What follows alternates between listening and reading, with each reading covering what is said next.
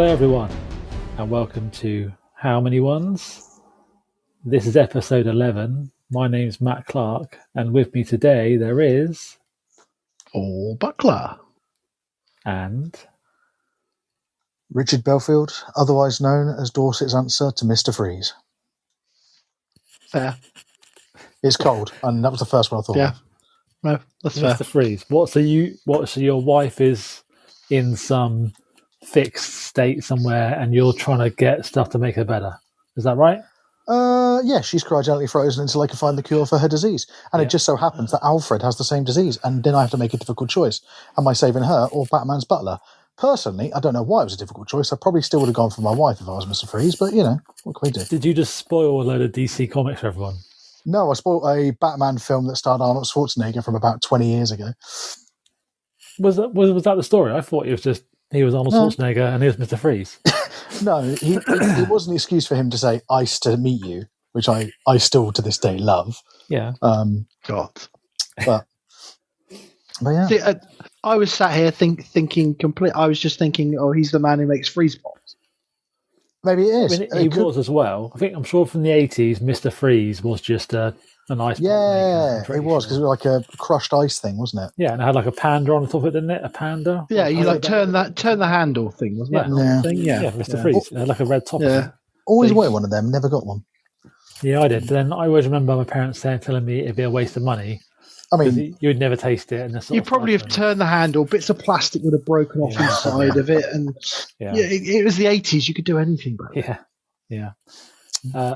So today we're going to review the Nighthaunt Battletome and the soggy extras. Yeah. For your listening pleasure. That's getting soggy in your ears. Yeah, that's right. But before we start that, let's talk a little bit about hobby stuff. Oh, but before that, did we get any entrants for the competition? I haven't actually looked yet, so... Oh, well, it won't be happening in this episode then. No. We're giving it a month, I thought, weren't we? Just means I couldn't remember if it was a month or the next episode. I couldn't remember what we said. No, it was a month. I think we gave them. Okay, we got until like mid. So there is a competition from the last podcast. Go back and listen to it if you want to know how you win something. Exactly, and all the more reason to listen and all the more reason to win, guys. You've got another bit of time until we're organised to do it. That's right. What have I been doing hobby-wise? Let me think. I've been buying stuff as always, as I normally do. You're good at that. Have you been swapping things with Tom again? Yeah, Tom and I done a nice big swap. We did a Sylvaneth to corn swap. So I gave him a load of my corn bits and his corn army back. Yeah, I didn't think I was going to use it, and I couldn't face painting it. That's fair. The way he's done it, and his basing's really good on it. Is that his Bloodthirsters? Yeah, the Bloodthirsters. And I was like, it's going to stress me out trying to do it. So I thought, well, he can have that back. And he didn't want his Sylvaneth. And they're slightly more basic. As much as Tom's stuff is basic. That's the cool Alario, isn't it? Yeah, it's a really cool Alario. He did really good conversion. Really good conversion of Alario. And it's like a nice white scheme. So I call it winter based, which I quite like. Yeah. It's apt for the time of year. Yep. And lots of my patients today were telling me about all the snow they've had. I've had 0 snow here in Bournemouth. So where have they been that they've had snow? Because we've had no snow. Lots of them are Salisbury based. Yeah. Out there they have quite a bit, I think. Yeah. We had none over in Wareham, and I know that a guy at work was saying about how he's pleased he's got somebody who's over in Southampton. So. No, there you go. So my hobbies are pretty more buying and trading, and been making a bit more Zinch. Okay. I was trying to finish off the pinning on my Helsmiths, but everyone else doing them has put me like right down on it because all I see is people getting them painted, and I'm like too far away from it to get them painted. So I'm like, I've lost my enthusiasm a bit at the moment. Mine has paused as well. I have to say, just so many people are doing it. I'm like, it's hard to, and also Nurgle's kind of come in. And I'm like, I could do Nurgle, and I got Dark Water for Christmas. So I've made the models for that, and that's like I love the models for that, mate. To be fair, you can't use all of them in it, but you can use most of them, so it's pretty good value. Well, yeah, because you can get what I've seen the models for sale, the Kankaborn and stuff like that. So yeah, you can use them. Cool. What about you, Paul? What have you been up to apart from not doing Helsmiths? So, well, I've done a bit of Helsmiths. Yeah, Not done none, but I've kind of waned a bit. I've been doing a bit of War Master because I got a few War Master print files for Christmas, so I've been working my way through those. I enjoyed the game we played of War Master. It was good. It's good fun. It's something different, isn't it? Game. Yeah, it is. Yeah, it's quite easy to play. I see. I think it's really fun little game. I ignored him, Rich. The more we take attention, the more he's going to do it. That's a valid point. It went straight for Paul's leg. It was so small. That joke, you see. Can we get like a tumbleweed sound effect that we can play? No, because you'll have to give it to me to put it on, and I won't put it on.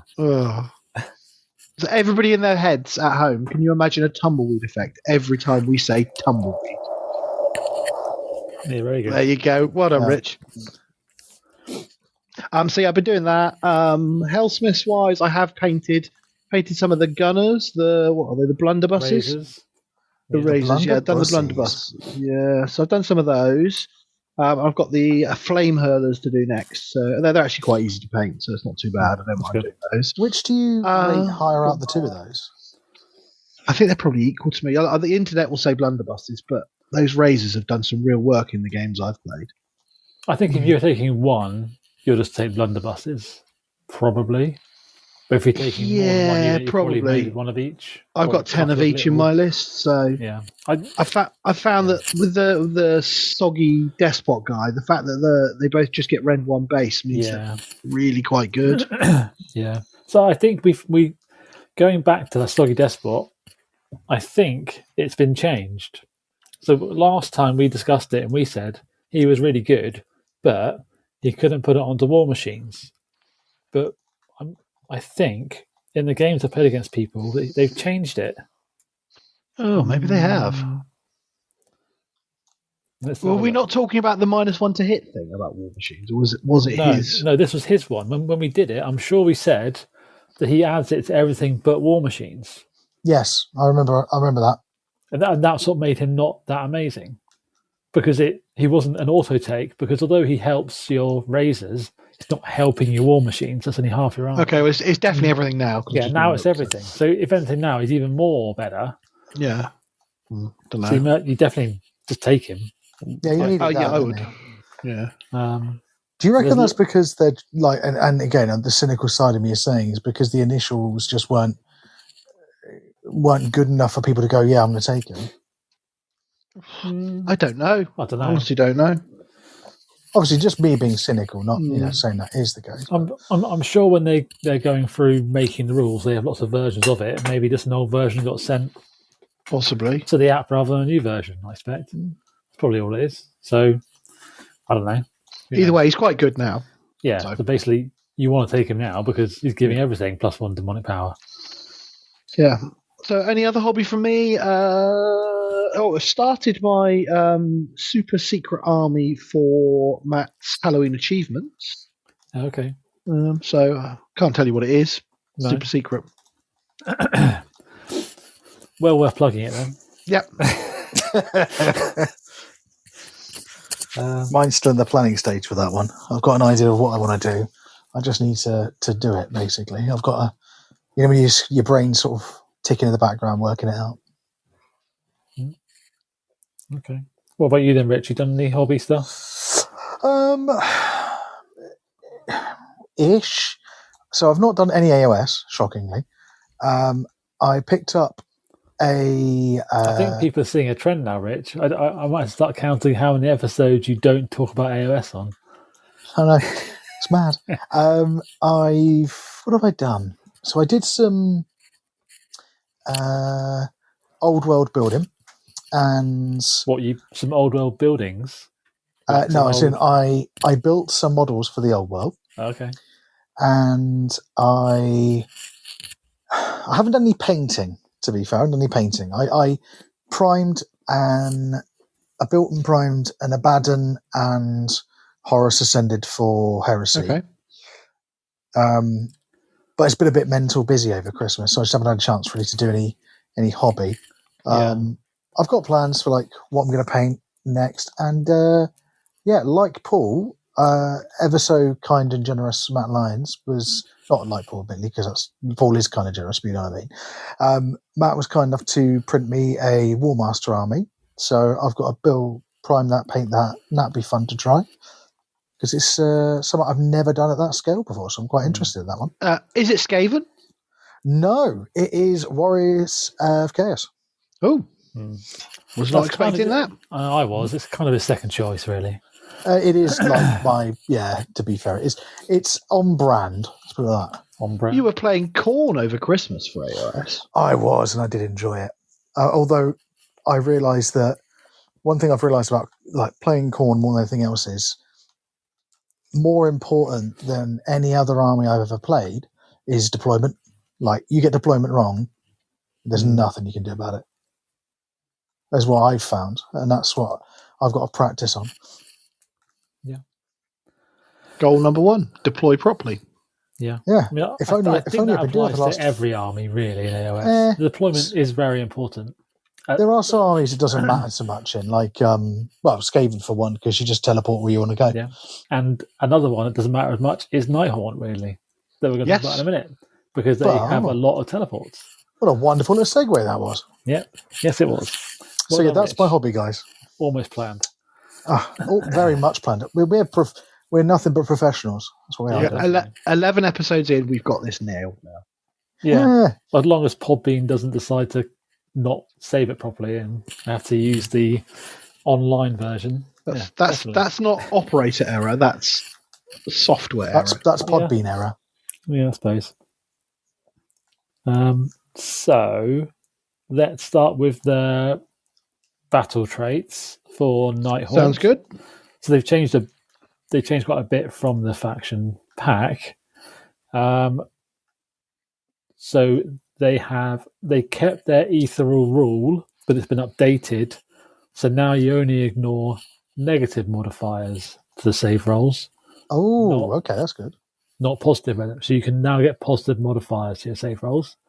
This does not affect Nagash. Yeah. Okay. So you don't have an ethereal Nagash. No crazy Nagash.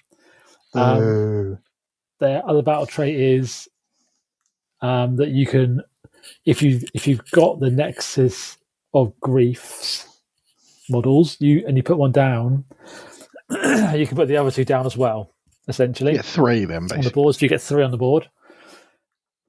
They have. What's the Nexus of Grief? Sorry, that's their scenery piece. That's a scenery piece, which again is good and useful for the army in more than one way. It's pretty important for the army. They then have a CP ability, which is Ethereal Translocation. 1 CP, once per turn, your movement phase. Pick a friendly Nighthaunt unit that's not in combat. You remove them and set them again on the battlefield anywhere more than 9 away. Just to teleport for 1 CP. Teleport's good. Always good. That's strong. Yeah. And their last one is a passive ability called Mounting Dread. Now, this one, from what I've ever heard, people think is rubbish. But I played Mike Wilson the other day, who is a very good player, and it basically helped me beat him. Oh, really? Yep. And this I think it's amazing. Yeah. You subtract. Truck? My son's in trucks. Subtract the current battle round number from the control scores of enemy units while they are in combat with any friendly Nighthaunt units. Pretty good. So -5 control on the last turn. On last pretty turn, useful. as long as you're in combat with them, -5 control. It's good. Doesn't know that. I'd give it that. So that means on the last turn, if you charge into a Stonehorn on an objective, you're taking 5 control off of it. Yeah. Yeah. No? Okay. Not that impressed. I'm always the same with control stuff. It's like, why don't I just kill him, then I don't have to worry about it. I don't think it's an obvious one that people go, oh, that's amazing. But when you play with it and see how it works, it's actually a lot better than it sounds. Okay. Yeah. I'm always willing to be wrong. Okay. Occasionally. We'll save that for our little thing. Sorry, my little thing. What? I'll save that for a little recorded admission for later. Paul, do you want to go through the battle formation? Yeah, so we got the book ones. We'll do Scourge of Gyron at the end, I guess. I don't know. If you do the book ones, I'll do Scourge of Gyron when you finish. Yep, and then that makes sense. They're all done. Yeah, that makes sense. So we've got the first one is Quicksilver Geists. They vanish and reappear. So you pick a friendly Nighthaunt unit that is in combat to use this ability. Roll a dice. The unit using this ability then can move a distance up to its move characteristic added to the roll. Can pass through other models' combat ranges of enemy units, and it can end that move in combat. And it's a core move ability. So basically, you can jump around combat. And what's that one called? Vanish and reappear. So you don't have to charge. You just move and tag something else in. And that's once per turn army in your movement phase. That's pretty strong.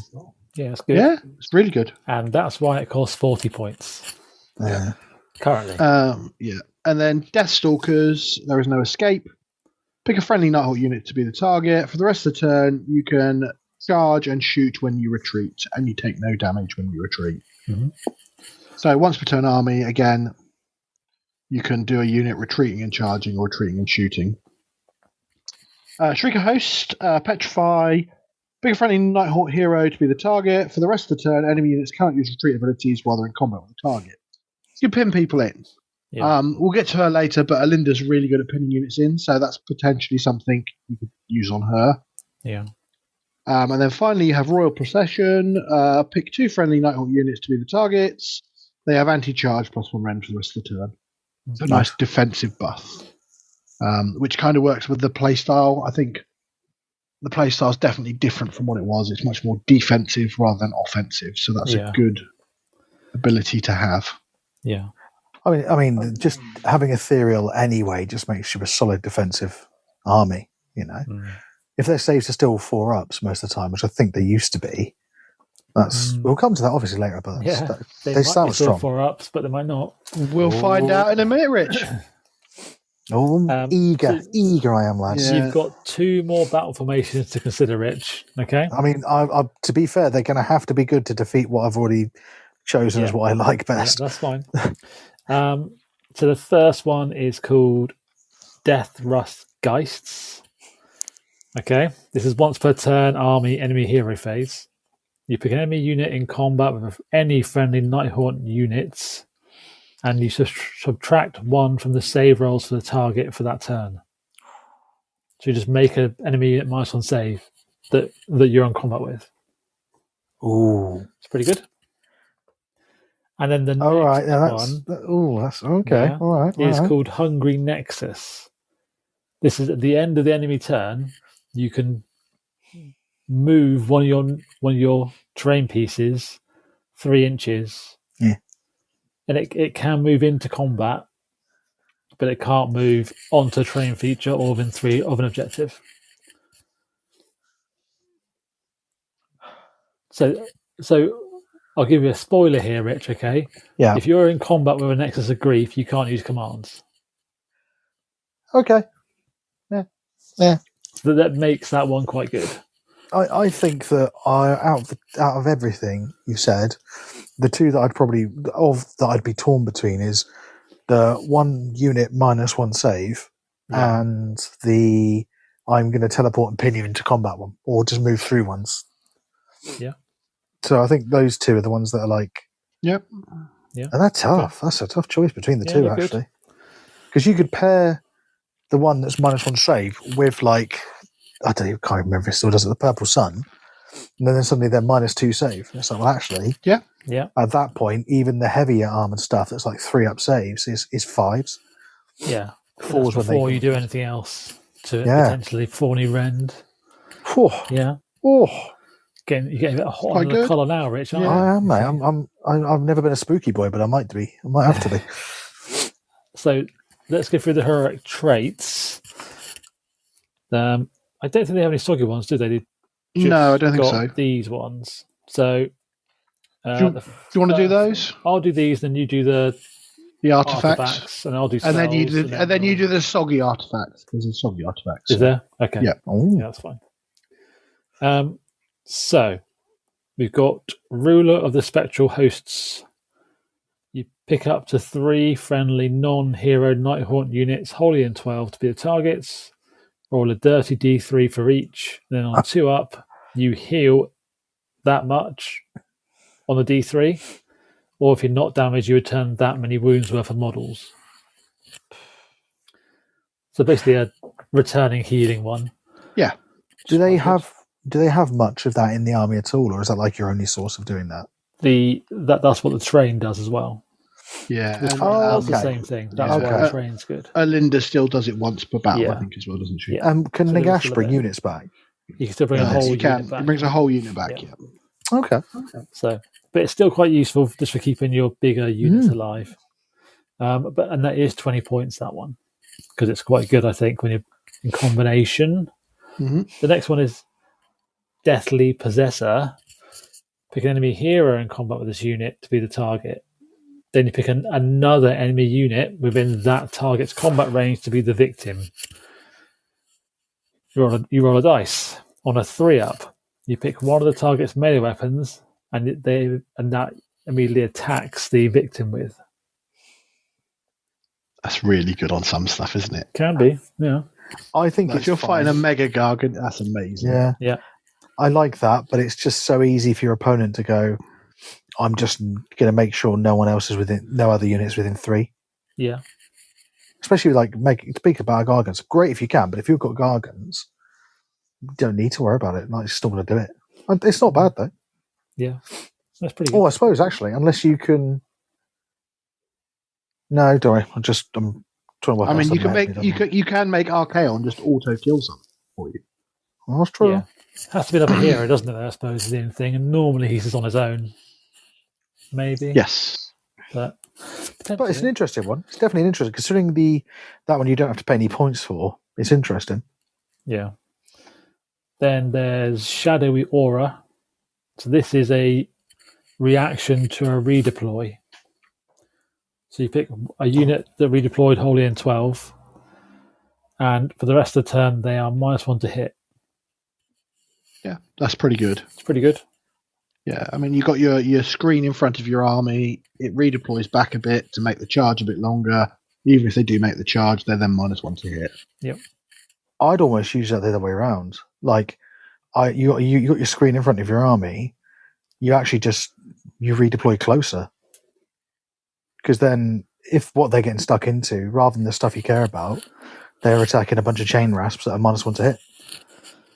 That's a very Skaven way to think of it, Rich. Yes, that's right. It is. push your units towards the enemy, and they're dead. Go, clown rats, go! You're here to die. That's literally, yeah. That, to be fair, is basically what I do. So yeah, you're right. Yeah. And that's the 3 heroic traits for you. I think there's quite a nice mix there. I think the heal one kind of stands out as the obvious one, but the other 2 aren't bad either. I think for me, out of all of them, I like the. I hate a dirty D3 because I think it's just almost lazy, to be fair. But I really liked the redeploy one. That's quite a fun little one. Yeah. I think that's the one I'd pick most of the time. Okay. That's fair. Cool. Okay. Do you want to do the artifacts? Yeah, okay. So we've got 3 in the book, and then I think there's 3 in the Scourge Garden as well. Oh. So let's begin with the Brazier of Nagashazar. I quite like Nagashazar. I think we should just call him that from now on. Nagash's bra. Yeah, Nagash's bra. You declared a redeploy command for a friendly Nighthaunt infantry unit wholly within 12 of this unit. If you roll a 1 to 3, it can be a 4 instead. So that combos quite well with the command trait. Yeah. When you do your redeploy, it's always going to be 4, and they're going to be -1 to hit. So actually, there's some funky things you can do. Can you? Does that work though? Because then you're reacting to it twice. I think you can react twice. You can. You just choose the order in which they get applied, don't you? Yeah. I think that's fine. I assumed you just got to react once. But no, I think you can do different reactions to do things. So I think you just pick the order they happen in. I think you just have to be careful between the two, is it? Because I think do they both apply to all Nighthaunt, or is there like a restrictions on either of them? No, so it's a reaction to you do the redeploy. So when you do the redeploy, you pick the unit to spend the command point. Okay. And then you change the roll and they become -1 to hit. Oh, fair. That's quite good. I've got a question, Paul. Go on then. Sorry. Does your one say infantry only? Yes. Yeah. Yes, So it only works on infantry. Yeah. So the -1 to hit is on any Nighthaunt. Anything, but the redeploy is only infantry. Yeah. But that's most of the Nighthaunt army. To be fair, it's pretty much just the Hex race and the whatever they're called. The other things. What are the like hero things? Used to be teleport. Yeah, something like that. Those things. I think that's about the only things, and the coach.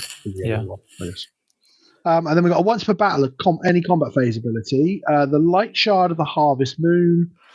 I think this carried forward from the faction pack. If this unit is in combat, add 1 to the attacks characteristics of friendly Nighthaunt units while they're wholly within 12 for the rest of the turn. So it's like a little burst of extra attack. So it's actually really good. But a once per battle. And it does cost 20 points. Yeah, okay. I think that's worth 20 points there. What's the biggest base unit in the book? So this have to go on a hero. So the biggest based hero would be one of the cavalry dude, I guess. Yeah, the cavalry dude. What, more than Alinda? Because I don't know what size base. Alinda couldn't take it because she's unique. Oh, of course she's unique. Because I was going to say, because that's great if you can get it on a guy with a big base. Yes, it would be, yeah. Yeah.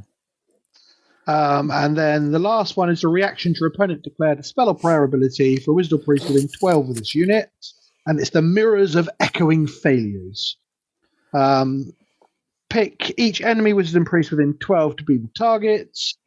On a 3, roll a d3. On a 2-up, -1 to casting enchanting rolls for the target. And each time they fail to cast or chant a prayer, inflict 1 mortal damage on the target. I like that. Yeah, 12-inch range is a bit restricting, but yeah, you could chip away some casting and well, I think that like that. if you've got your ethereal on a lot of your units, obviously heroes as well, you're almost like you kind of don't mind chucking them in. Yeah, because then the rend doesn't matter. Let's say you're a 4-up, that's suddenly going to be a 3-up, and that's a lot harder to deal with than a 4-up. Yes, and you don't have to worry about it being lowered. So actually, I don't mind that. Yeah. So I'll do the 3 soggy ones, and then I'll have a little moan about something in a minute. Remind me, because I'll forget. That's not like you, Matt. So we could definitely don't need to remind you to moan, mate. It's fine. Yeah, the first one of the soggy ones is called Amulet of Waking Nightmares. In your hero phase, you're going to pick an enemy hero within 18 for your target, and on a 3-up for the rest of the turn, they can't be affected by guarded hero or obscuring terrain ability. Okay, that's cool. So you can. It's quite really good. Yeah, that's really good. Yeah. Is there anything like long-range shooting in the army? No, you haven't got that much shooting in the army. You got a bit, but not loads. But you probably could then do a little combo and turn it off, and then teleport your little shooters really close to them, and then shoot them, and probably kill them. Maybe. Ooh, what's the regiments? What are the armies like? Regiments of renown? Would any of those have a lot of shooting for them? Not for death, no. No. So. Is there an OBR catapult one? I don't think there is there? I'm just having a quick look through now. Don't think there is. No. That would be the only thing I could think of that you'd want to kind of combo it with. Yeah. I mean, you could have a gatebreaker, but I don't even know if they've got any shooting. Don't know. Yeah, they've got a boulder, so all right, that's fair. Okay, so I get your moan on that one. Yeah. Oh, don't worry. I've got another moan in a minute as well. Oh, good. As long as you're looking forward to it. But Christmas has already ended, Matt. He's getting ready for next year. I was like, I want to double the presents for me. Yeah. Stave of Suffering is the next item. While this unit is within 12 of any damaged enemy units or enemy units that have had models slain, you add 1 to casting rolls with friendly Nighthaunt units where they're wholly in 12 of this unit. That's quite good. It's quite good. Bit wordy. Yeah. Basically, you just have like this guy who's going to put this bubble of +1 to cast as long as he's near something damaged. Yeah. Yeah. I mean, you just put it on a wizard, don't you? Then you know they're going to get +1 to cast. Yeah. It's not bad. Yeah. That's pretty good. And the last one is Tombstone of the Penitent. You get it's a passive one. You're going to add 1 to attack characteristics of this unit's melee weapon for each non-faction terrain feature that's being contested by a friendly unit to a maximum of 8. So how would you get more than 8? Is there only ever 8 bits on a board? I mean, normally? that's what it says. I'm just reading what it says. I guess you could. I mean, if you don't play the match play scenarios, you could put as many bits as you like down. So yeah. Right, hold on. So you have this unit around, and then this one gets a buff as long as other units have stood near terrain. Yes. Yeah. Yeah. And it just says as long as they're near terrain, you're contesting it. Therefore, you get it. I mean, and these are you generally have 3 or 4 bits in your territory, don't you? Probably. Yeah. So turn 1, you're probably going to have 3 or 4 attacks. Turn 1. Extra. This would be nice if you stuck it on. I don't know. Actually, I was trying to think. This is different artifacts, isn't it? Yeah. I was just wondering if you could tally it in with the other one, but you can't. No. Fine. No. But could be. I mean, they've got the Lord Executioner that we'll go over later. That probably quite. Yeah. It depends who takes it, really, doesn't it? Yeah. It's fine. Knight of Shrouds. Not rubbish. Yeah. Loads of extra attacks. He's damage 2. Not rubbish. So. Yeah, Knight of Shrouds is probably where you're going to go, I think. Or the Executioner. Yeah. Do you want to do the spells for us, Paul? And then we'll... Yeah, and then we'll do the manifestations. I'll do manifestations, and then we'll... Should we do the scrolls for the manifestations while we do their casting as well? Yeah, we'll do it all. That makes sense. If you do the manifestation lore, I can flick to the scrolls easily in the book no worries. do them. So the normal spell lore, we have 3 spells as per the standard. And it's the Lore of the Underworlds. The first one is cast on a 6. It's called Fellblades. Pick a friendly Nighthaunt wizard to cast the spell. Pick a visible friendly Nighthaunt unit, wholly within 12 to be the target. Until the start of your next turn, each time the target uses a fight ability, if all of its attacks are targeted on the same unit, after that ability has been resolved, subtract 1 from the save rolls of that enemy unit for the rest of the turn. So you fight with something, with everything, it gets -1 save for the rest of the turn. So another thing that combos well with that -1 save sub-faction. So -2 save there. Okay. Yeah. That's not bad. Yeah, it just requires you to be comboing in, doesn't it? Yeah, I mean, you need a chain, but that's definitely possible. Can some of the heroes chain? Probably. Yeah, I think they can. So you could do it with that. You got Wrench Souls, cast to the 6. Pick a friendly Nighthaunt wizard to cast a spell. Pick a visible friendly non-hero Nighthaunt infantry unit, hold within 12 to be the target. It can make a normal move or retreat as if it were your movement phase. So you've got some extra movement there from the spell. Okay. Or get out of combat. If you've got that retreat and charge one, obviously you could get out of combat, then move, then charge. Yeah. So that's not bad. Would you still take? I suppose you'd still take the mortal wounds. You take the damage, yeah. Yeah. Okay. Unless you're in that faction. Which lets you not take it. Retreat and charge, and without damage. Right. Okay. Yeah. And finally, Chains of Death, cast on a 7. Friendly Nighthaunt wizard, cast a spell. Visible enemy hero within 18 to be the target, and they get strikes last for the rest of the turn. So strike last on the enemy hero. Yeah. So that could combo nicely with the Fellblade spell. Yes. So if you've got a double wizard or 2 wizards nearby, you go Chains of Death, then Fellblades, then actually you could just literally just massacre something. Can I just clarify something, Rich? Did you just say if you have double wizards or 2 wizards near each other? Yeah, a double casting wizard. Between those two? Yes, I see. there is. Maybe. A double casting wizard. You mean a double wizard? I thought you meant a level 2. 2 on the same base. No, double a level 2 wizard. A level 2. Or it might be a wizard with double Ds. I'm not. Yeah, double Ds is good. I have no problem. I don't think there's any wizards with double Ds in Warhammer. All I'm going to say, not anymore. Is I've got no issue. They banned them all years ago. I've got no issue with women being wizards. I think Matt does. That's all I'm saying. No, I don't. I don't have any issues. You just said that. I didn't say that. I didn't. Anyway, I realised I forgot to have my moan about stuff. So we're going back to the Artifacts of Power. What was your moan? The Light Shard of the Harvest Moon is a once per art battle ability. Okay. Yep. Yeah. And I'm pretty sure the new Nurgle book, because Coach covered it anyway now, said that they have one which works every turn on a 3-up. Yeah, but the light shard isn't a 3-up. No, but I'd rather be able to roll for it every turn and try and get a plus attack every turn. Well, you've also got just one turn. You've also got like other armies, like you look at Khorne. You've got that just happens if you've got Wrathmongers in combat. Yeah.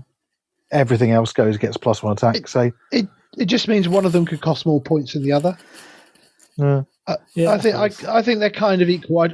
Some games you'd play and you're not going to roll the 3-up and it will really cost you. Whereas this, you can just go, I know I'm going to get +1 attack this turn. Yeah, I suppose it's more of a guarantee, isn't it? So you can get, I know I'm going to get it, and you can plan it better. I'm not sure if I'd pick that over like. I know the soggy ones are only until the next GHB or in the summer. Yeah, but I think I'd be tempted more like artifact wise to take those ones, because the one where you get +1 attack for that unit, depending on who's near a bit of terrain, fine. Like if you've got, is it non-faction terrain that one says, wasn't it? Non-faction terrain. Yeah. Oh, okay, so you can't game it with your own, but that's still not bad. Like you've still got to have. Yeah. I'm thinking of a couple of the maps that I played yours on Christmas, Paul. There were a couple of them where it was like 4 or 5 bits of terrain in your half, 4 bits. Yeah. So it's like actually turn 1 done. +4 attacks. +4 attacks. Yeah. Yeah. It's not bad at all. Yeah.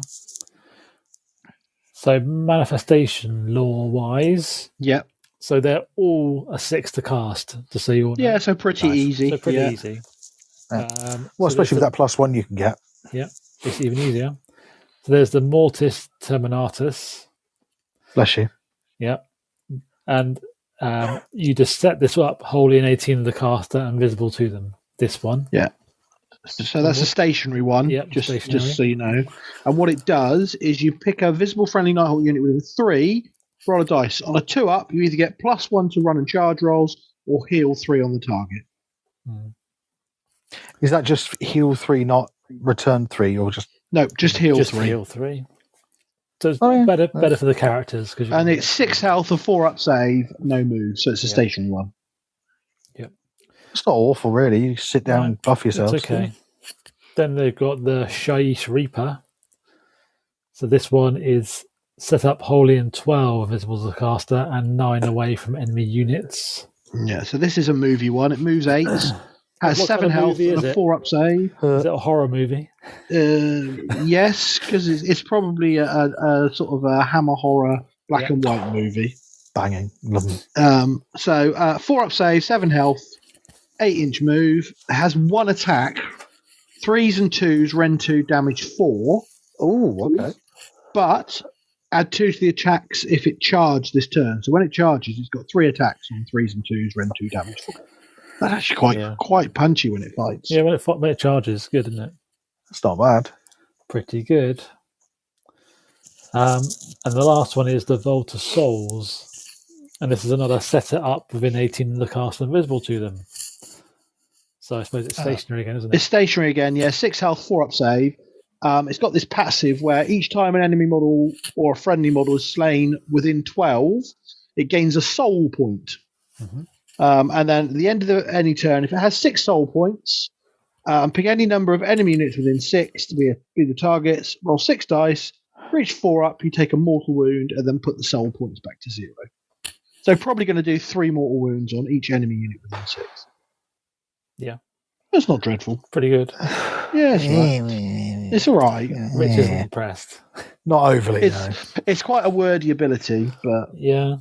I suppose the good thing about the Vault of Souls is you have a lot of infantry. They're going to be around it. It's going to get up to 6. Really. It's going to be 6 every turn, pretty much, isn't it? And it only affects enemy units and not your stuff. Yes. So that was it's targeted. Yes, correct. So you kind of just stick it in the mix and then just let your stuff die around it and their stuff die, and it's going to hit them at the end of the turn. No, that makes sense, yeah. So I don't think it's dreadful, and it's the end of any turn as well. So it's like, it could go off quite a lot. Yeah, definitely. Okay. Do you want to do the Nexus of Grief before we start the actual army? Let's do Nexus of Grief, and then we'll do the army ones. Yeah, okay. So, Nexus of Grief. This is faction terrain. It has 8 health and a 5-up save, and a 5-up ward. It's got cover impassable, so you can't stand on it. So, end of any turn, once per army. So you're going to pick one of your Nexus of Grief to do this. You're going to pick 3 friendly Nighthaunt units wholly in 12. You can't pick the same unit more than once per phase. And for each target, if it's damaged, you heal D3. If it's not damaged, you return models equal to D3 health-wise. If that makes sense. Yep. Okay. Rich, that makes sense? Yeah. Yeah. And then it's got, as I spoiled for you all earlier, Screams of the Penitent. Enemy units cannot use commands while they're in 3 of this terrain feature. Yep. Which is good. I think it's really good. And then it has one more ability. Once per turn, your movement phase, you can remove one of them from the battlefield and put it back on the battlefield somewhere else. Within 3 from your units, more than 3 from objectives and enemy units, and more than 1 from other terrain features. And more than 12 from other Nexus of Griefs. Yeah, so you can't put them down in a line and kind of block off part of the border or anything silly. So you're basically almost using it as a defensive piece. Like your guys are sat there and like, well, you can come and fight me, guys, but if you come close enough to me, you've now got no commands on your unit. Correct. Interesting. Yeah. It's like a moving. What's the banner for Chaos? The Dread banner, isn't it? Is that the one? Yeah. Yeah, I think it's Dread banner, isn't it? Yeah, it's interesting. Yeah, I don't hate that. No, that makes sense. Yeah. Any thoughts so far, Rich, on anything?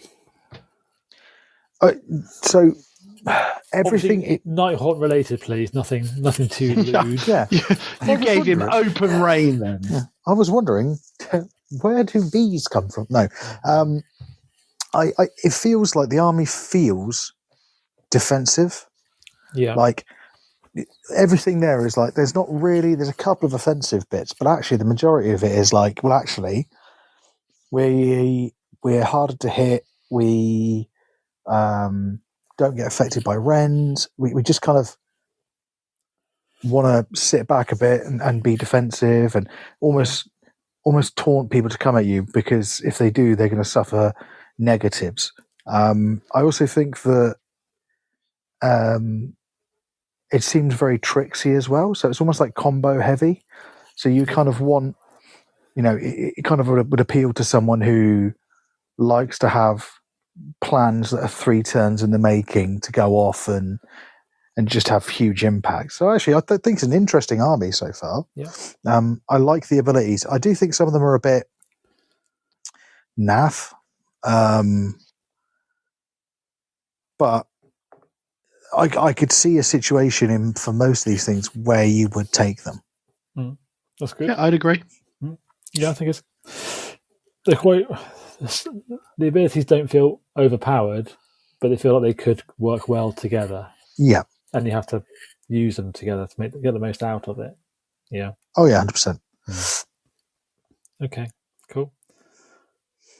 Okay, so let's go through the war scrolls then. So we've got Alrak. Is that how you say his name? The Drowner. Alrak the Drowner. Yeah, he's the guy with the boat, isn't he? Let's call him Albert. Albert the Drowner. Yeah, it's the guy with the boat. Albert the Drowner. Oh, don't worry. I have more names for these characters. Just you wait. Beautiful.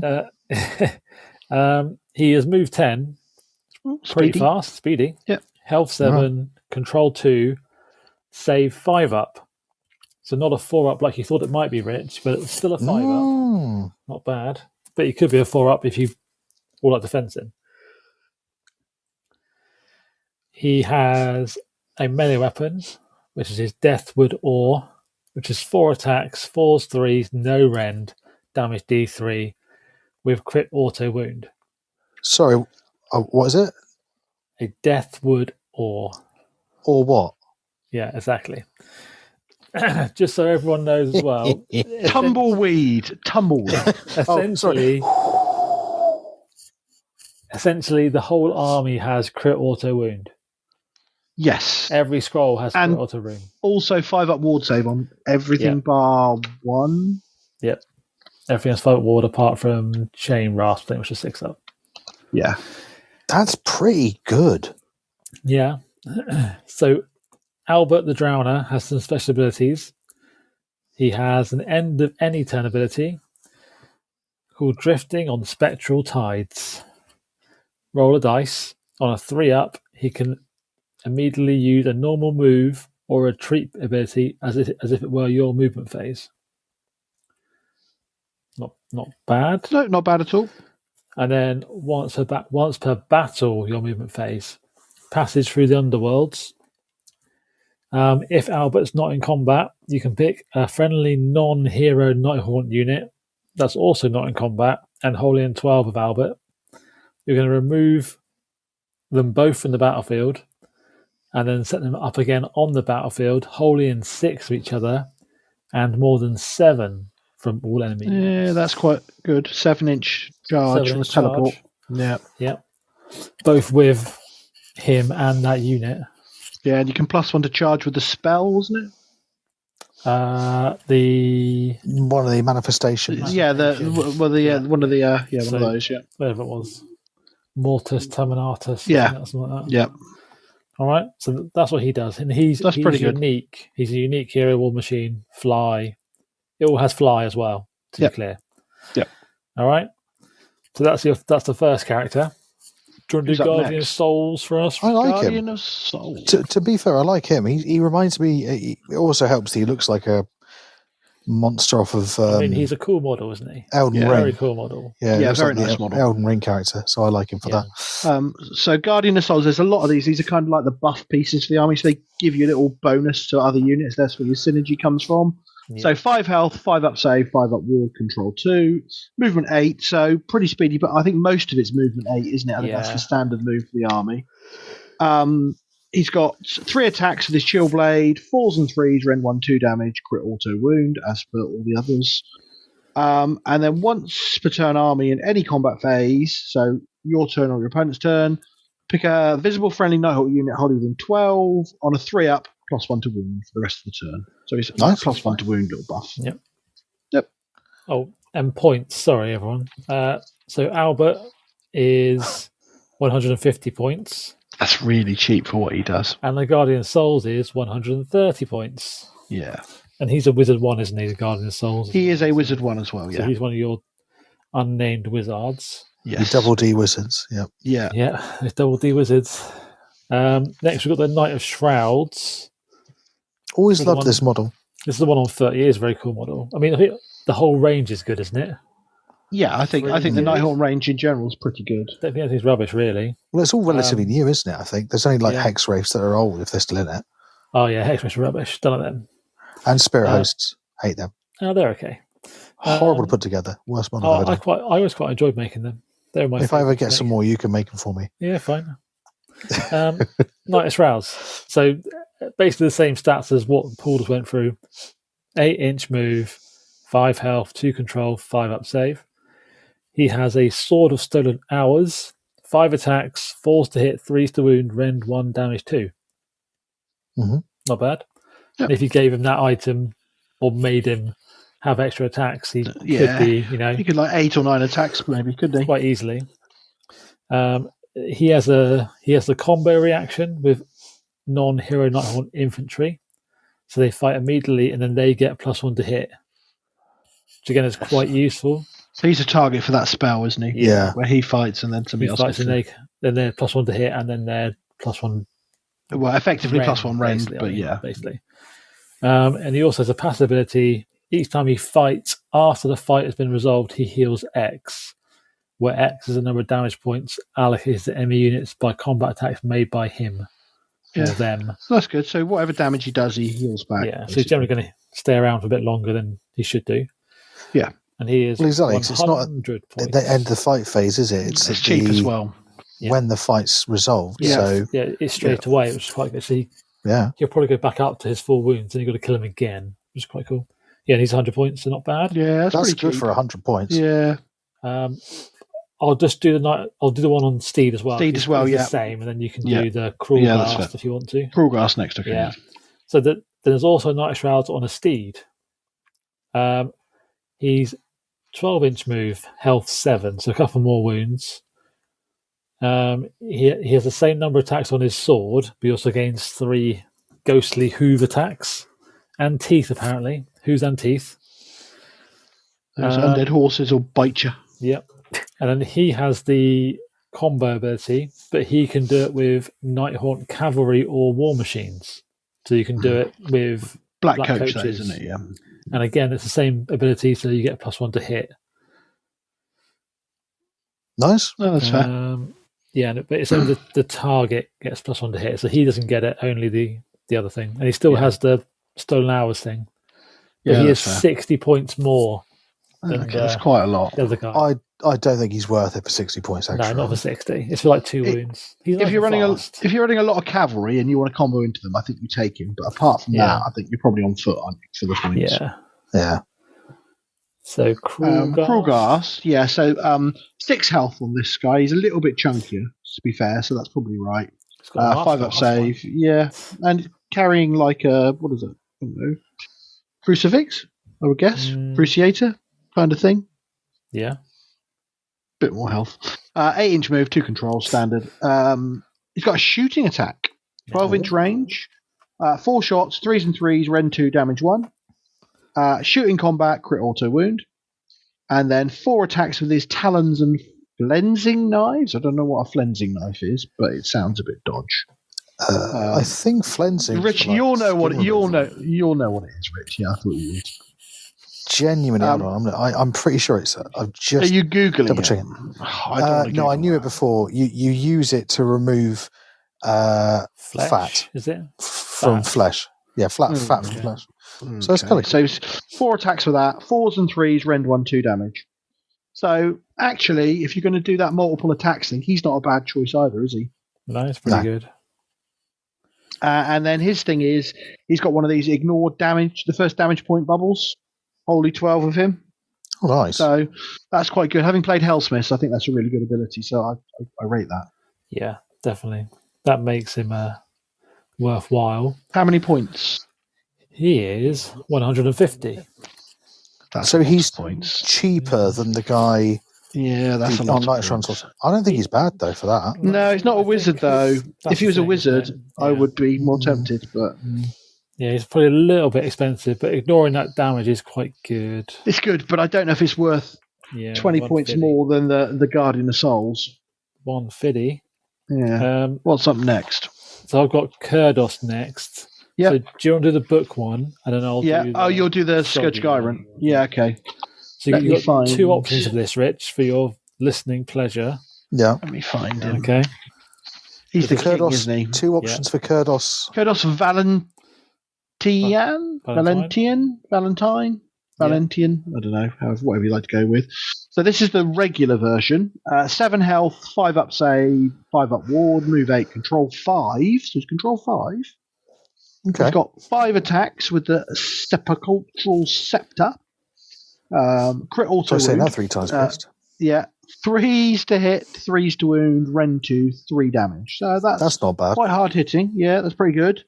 And then in your charge phase, if he's charged, you pick a friendly Craven Throne Guard unit that is not in combat to be the target.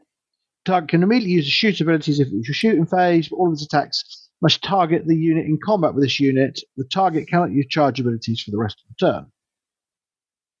So you can't charge with the Craven Throne Guard if they shoot.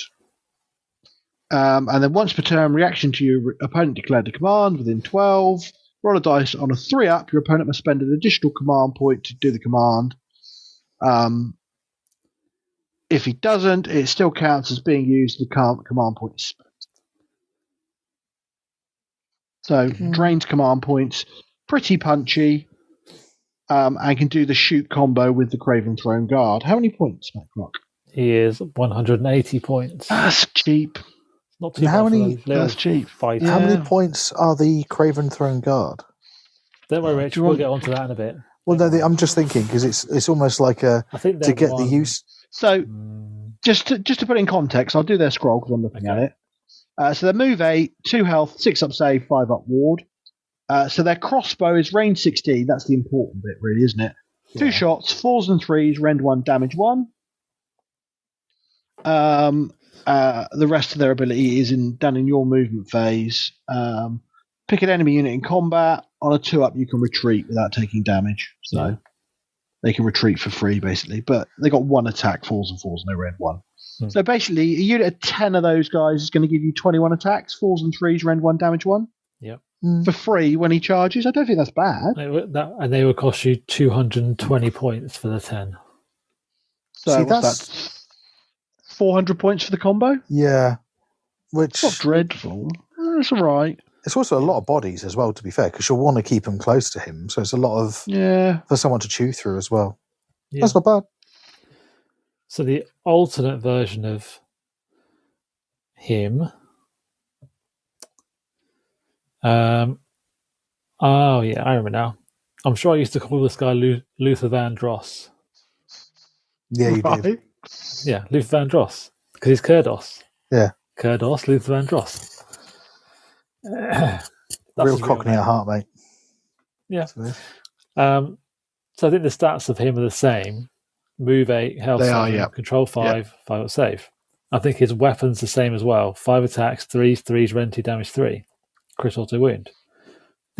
What's different is he costs 10 points more. He's 190 points, but his abilities are a bit more for him, or other units, not just on Craven Phone Guard. So he has Inescapable Mockery.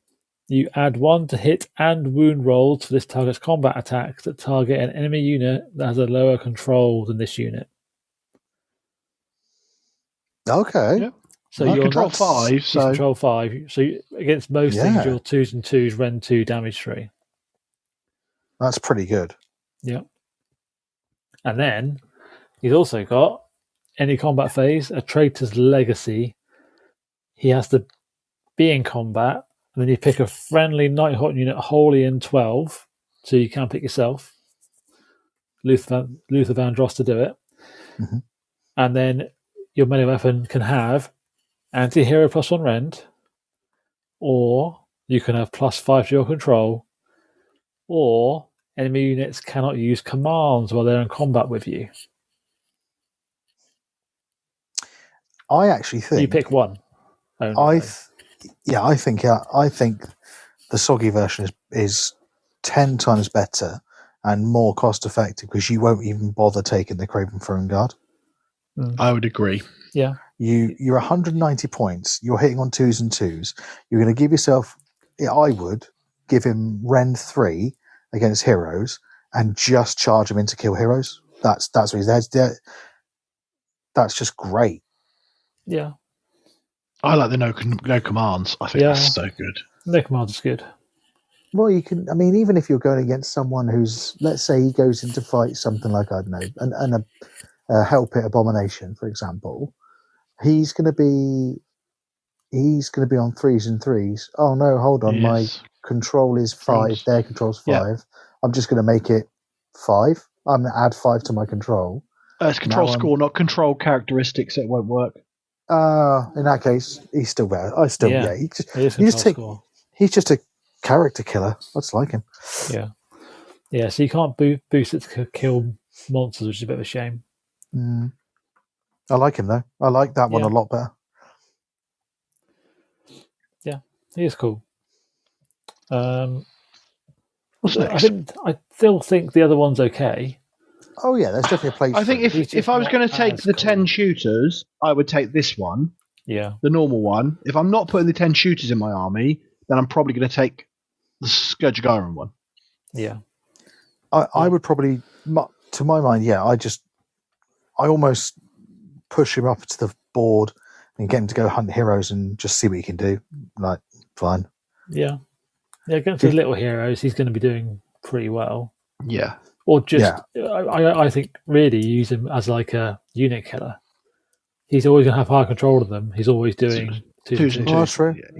He should And be then like you just turn off doing the commands. Well, 6 to 9 damage to most Yeah. units. He should pretty much kill a unit, or at least take an objective off a unit and be quite happy sitting there. You've got to remember that. How did the debuff work? Is it control score or control characteristic for the army for whether he's higher or not? I think it's at the end. It's passive, isn't it? It's a passive thing. That's what I'm saying. But was it control characteristic or control score? Control score. Okay, so that doesn't help him. It doesn't help him. No. No. But good idea. Still quite cool. So next we've got Lady Alinda, also known as Belinda Carlisle, because that makes sense.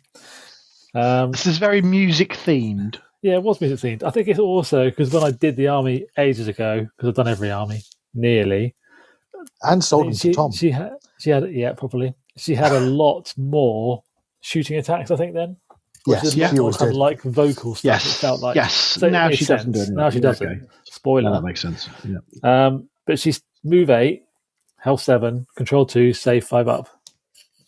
Pretty standard for Nighthaunt heroes, it seems. Yeah. She does have a ranged attack still, which is 12 inches, 1 shot, 2s and 2s, Ren 3, damage D6. Still pretty good, but a bit random with the damage. Yeah, D3 plus 3 would have made that. Yeah, pretty nice and consistent. It has got shooting combat though, which is quite cool. Her melee weapon is 6 attacks, 4s, 3s, rend 1, damage D3. So, meh. It's okay. Yeah, she's not a fighter. No. So her key ability is the Mortarch of Grief. If the unmodified hit or wound roll for an attack that targets this unit is a 1 to 4, it fails. Nice. And the sequence ends. So she's only hit on a 5 or plus and wounded on a 5 plus. So she's quite survivable then, really. She is. Yeah. Mm. She's also got the No Rest of the Wicked. So once a battle, you're going to return models to your units anywhere on the battlefield. And you get to return D3 plus 3 worth of health characteristic, basically. Yeah. So you're going to get at least 2 guys back to most units, hopefully. Yeah, and cavalry will get 1 back, and if you pop a 5 or a 6, they'll get 2. And then she's got her own spell, which is Grief Stricken. You pick an enemy unit with an 18 that's visible. It's cast on a 6, and they ignore positive modifiers to their control, hit, wound, and save rolls for the rest of the turn. That's quite good. That's a good spell. Only lasts the turn, but still. Yeah, but cast it on people. All out defense doesn't work. All out attack doesn't work. Yeah. Again, that works really well against that one where you can minus the save. Yep, it's another way of debuffing the save. Yeah, because they can't even argue. They're like, okay, well, I just can't even all out defense it. Yeah. So she's not cheap because she's 320 points. Yeah, she's a little bit much. I think she should be just below 300 for me. Yeah. I think she's... do you know what? To be fair, I actually think that's not badly pointed. Because she can only be hit on a 5 or a 6, to my mind, that just means that she's just... You might as well just great. Yeah, and wound. She can only be hit or wounded, isn't it? Or wound. Yeah. That's... great. In practice, it's not as good. I think. If you get mullered by something with lots of attacks or crit mortals or something. Yeah, so you go against someone's attacking you with a group of 20 ghouls, you might have an issue, but it's still going to be 5s and 5s, and then you've got a 5-up save and a 5-up ward, or a 4-up save and a 5-up ward. I actually think she's, just for that alone, she's pretty good. I'd take her at 320. I think she's good. I just think she's just a little pricey. It's the health 7 is too much for 320. Is she an infantry? Yeah. She's a wizard too, which is quite good. She's a wizard too as well, which is good. She's your only wizard too. Yeah. I'm not against her, to be fair. For that points, I'd take her. So next we have the Lord Executioner. Do you want to do that? Yeah, I'll do that one. So, Lord Executioner. 5 health, 5-up save, control 2, 8 move, standard. Yeah. Decapitating Great Axe. 5 attacks, 3s and 3s, rend 2, damage 2. Anti-hero +1 rend, crit auto wound. So this is the guy who's going to benefit most from the extra attacks if you were to put them onto a hero. Once per turn, arming any combat phase. Pick an enemy unit in combat to be the target. Roll a dice. On a 2-up, subtract 1 from the attacks characteristic of the melee weapons for the rest of the turn. In addition, if the target is a hero, subtract 5 from the control score for the rest of the turn. So on a 2-up, -1 attack and -5 control against heroes. Yep. And then end of any turn, pick an infantry or cavalry hero that had any damage points allocated to it by this unit's attacks. Roll a dice. Add 1 if the target is a sentenced unit. We'll get to sentenced in a bit. Yep. On a 5-up, they're automatically destroyed. So if hit any infantry hero or cavalry hero, do some damage, and then on a 5-up, they're dead. Is there any restrictions to the attacks? Can you, with the lowering the attacks, can you do? Is that to a minimum of 1, or is that just you lower? I think core rules is minimum 1. So, that's not bad at all. Instant kill infantry and cavalry heroes is quite. He is good, but he's also 170 points. Yeah, that's quite a lot. But then again, that Krulgos Cruciator was 150. 50. So I think he's better than the Cruciator. Yeah, but then you could get 2 of the basic Shrouds. Yeah, Night Shrouds for nearly his points. I agree. Which kind of maybe 2's better. Yeah. I said he's too expensive still. I think he should be about 150. Yeah. Next we have the one new model aside from the Nexi of Grief. Yeah. This is Lord Vitrolic or Vitrolic. Vitriolic. Yeah. It's definitely Italian. So standard stats for the Nighthaunt: move 8, health 5, control 2, save 5. He has a range attack with a hurled. Why can't I talk? Hurled file. You typically think about him being Italian. That's what it was. Yeah, that's it. This is range 10, 1 shot, 3s, rend 2, damage d6. Not too bad. So, yeah, that's either amazing or terrible. Yeah, it's again d6 damage, isn't it? It's just... And then he's got his melee attack is 3 attacks, 4s, 3s, rend 1, damage d3. Yeah. And then he has his ability is in your shooting phase, so you have to roll a 3-up first before you can do this ability. You're going to pick an enemy unit within 10. You roll a 3-up, then you can either pick one of the following 6 things, or you can roll 2 dice and have them both apply. Okay? The first one is if the target has a move characteristic of nothing, they take 6 mortal damage. So that's just good for killing terrain pieces. That's good. Yeah, and endless spells. I like that. The next one is inflict D3 mortal wounds on a target. Not a dodgy 2-up D3? No, just D3 mortal wounds. You've already rolled I a 3 like it to do it. The next one is add 1 to the attack's characteristic of its shooting attack. Yeah. But you have to target that enemy unit you've already chosen. So you get 2 shots, 3s, rend 2, damage d6. So either doubly great or doubly rubbish. Yep. And the next one is if the target is a wizard, they're marched on power level until the start of your next turn. Okay. Yeah, and that can go to 0. That can go to 0. So you can just turn a wizard off. Yeah, that's not. Can you get this? So if you roll 2 dice and you get the same thing twice, do you apply both results? Yeah. So if you roll 2 and you got 2 4s, you could make a level 2 wizard not be a wizard until the start of your next turn. Yeah, I like that. It's a bit random, obviously, but you can do it. The next one is if you target a priest, remove D3 ritual points from it. That's good. Yeah. The last one, no ward rolls cannot be made for the target unit for the rest of the turn. Which is good.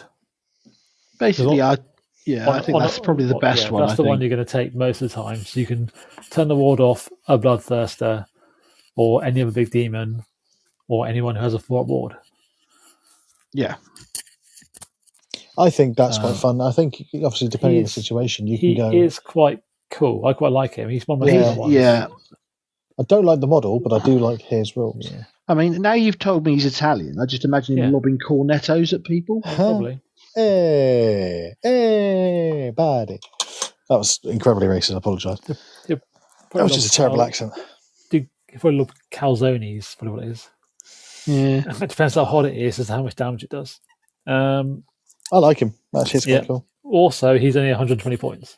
Okay. So that's really weird. It's weird why he's 120 and yet that other guy's 170. Mm-hmm. Yeah. So, I think for 120, he's worth a punt just because it'd be funny, if nothing else. Yeah. Like you roll 2 random things and hope that they do what you want. If they don't, and it's just like, well, this thing that moves, I've now made it not. It's now suffers nothing because I rolled a 1. Or this wizard, I've just removed D3 ritual points for him. So it's just funny. So I like it. Yeah, but it's very Skaven, isn't it, Rich? That's what it is. Well, you say that, but Skaven doesn't really have much randomness these days, and that's what disappoints me. You can just obviously pick the one you want. And then the one but you can be quite targeted with it, which is quite good. So we've got Nagash next, Paul, if you want to do. Yeah, okay, so Nagash. Pretty much the standard Nagash profile. 18 health, 3 up save, 10 control, 5 up ward. This is why he can't be ethereal, because he's got a 3 up save. Yeah. That would be ridiculous. 4 attacks with the staff, 3s and 3s, Ren 2, D6. 4 attacks with the blade, 3s, Ren 2, 3 damage. That's all the same as every Nagash in all of the books, I think. He still adds 2 to his casts until he miscasts, and then he stops. He ignores the miscast, but he stops getting the bonus. Yeah. Once per turn army, end of any turn, he can Hand of Dust you again, picking the hidden dice. That's all the same. From Rich. Oh, is that still the same? Yeah, that's still the same. Yeah, that's never changed since AOS 1. I love that. Yeah, it's just moved to the end of turn ability rather than being a spell, hasn't it? Yeah. And then once per battle in your hero phase, you can return a unit. So it's got to be a non-unique, non-hero unit and a replacement unit identical, wholly 12, more than 9 from enemy units. So you can just recycle something. 20 Grimgrass Reapers, 10 Hex Wraiths. That's standard across all the Nagashes as well in all the books.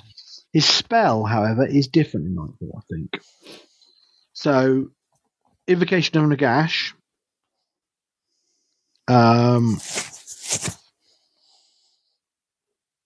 You can cast it more than once per phase, so he can cast it, was he Wizard 9? So he can cast this 9 times.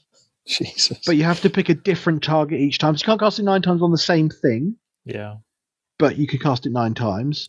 Is it an unlimited spell? No, so unlimited means different wizards can cast the same spell, whereas this one is in the rules you can recast it the same. Sorry, Paul. That's right.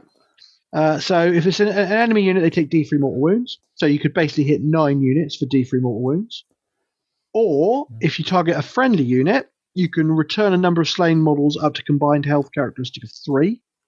So you can bring back 1/2 wound or a cavalry or something like that. Or if the target was not set up this turn, it can move 3, but it can't move into combat. So you basically add 3 to the move of some of your units.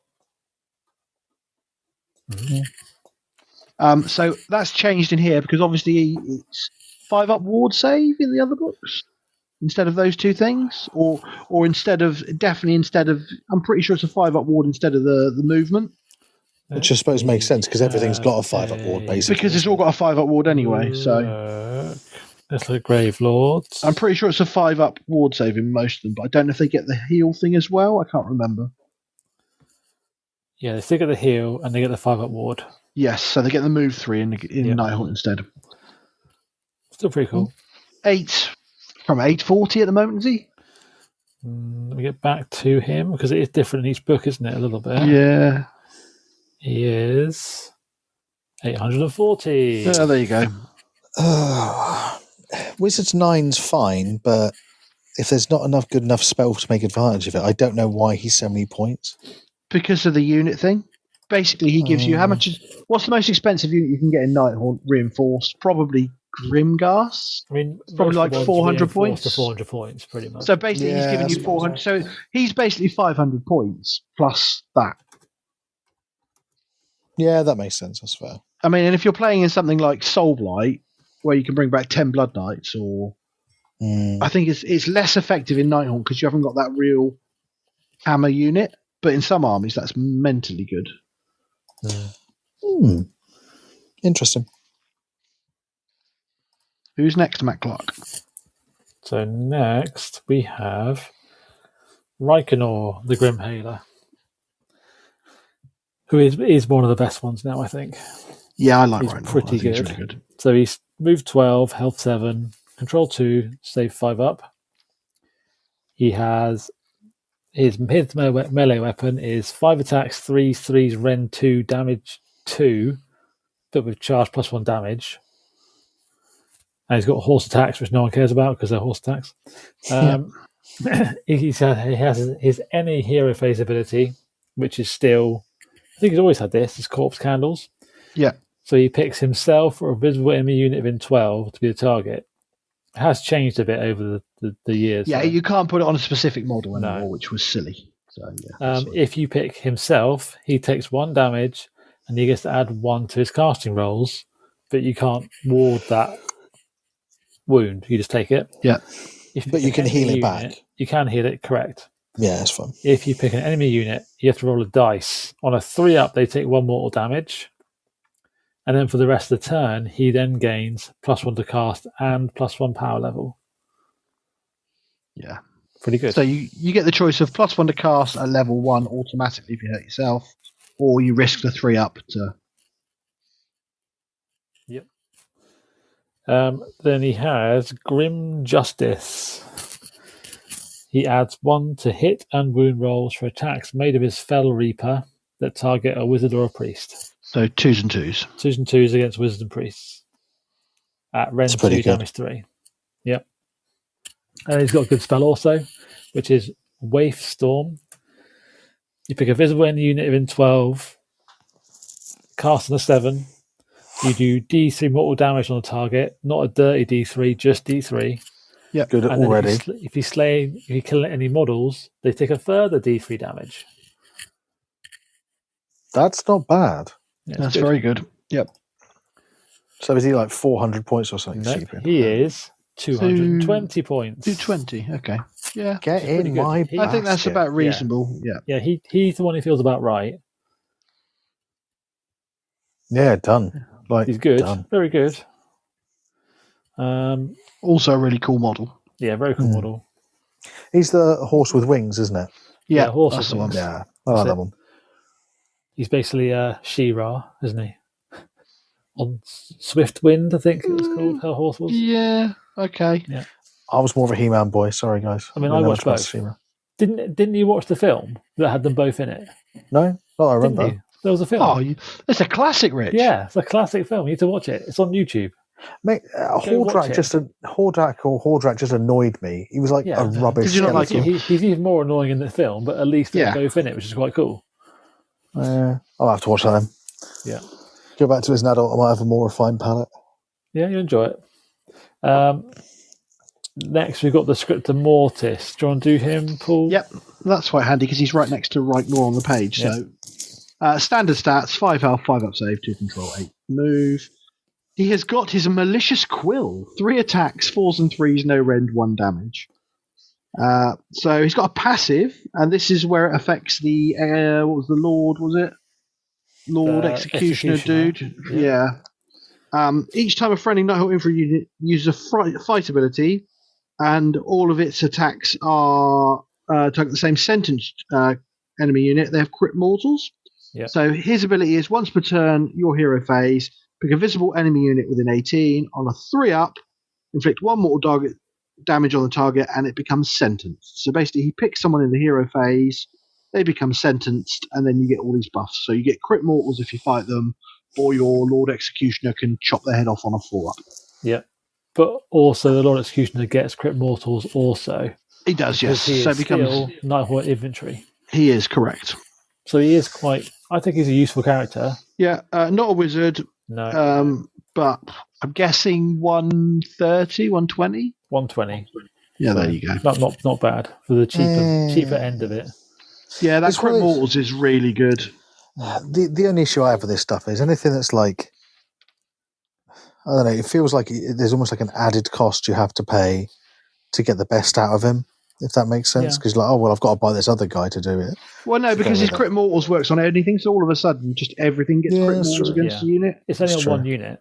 But then if you're bum rushing them anyway with all your infantry, which you want to do for that spell, which makes them -1 save, which you're going to you could have on 2 units because it's the limited one. Suddenly, you're either getting Crit Mortal on them or they're losing their save, which is good. But again, another buff character you've got to buy. Yeah, which is the only thing. There's a lot of choice in there. This book is full of, like, from what I can tell, there's a lot of buffs. characters. Yeah, I think. Are there more characters than units in this book? Nearly, I think. Depends if you count everything else, but it's pretty close. We've got one more to do though, which is the Spirit Torment. He's the same stats as everyone else with 5 health. He has Shackled Geist Chains for his melee weapon, 5 attacks, forced hit 3s, rend 1, damage 2. So not rubbish, but not amazing. It's just standard from all this stuff. Isn't it? His passive ability is each time a friendly Nighthaunt unit holding in 12 uses Rally, you add 3 rolls to the rolling pool.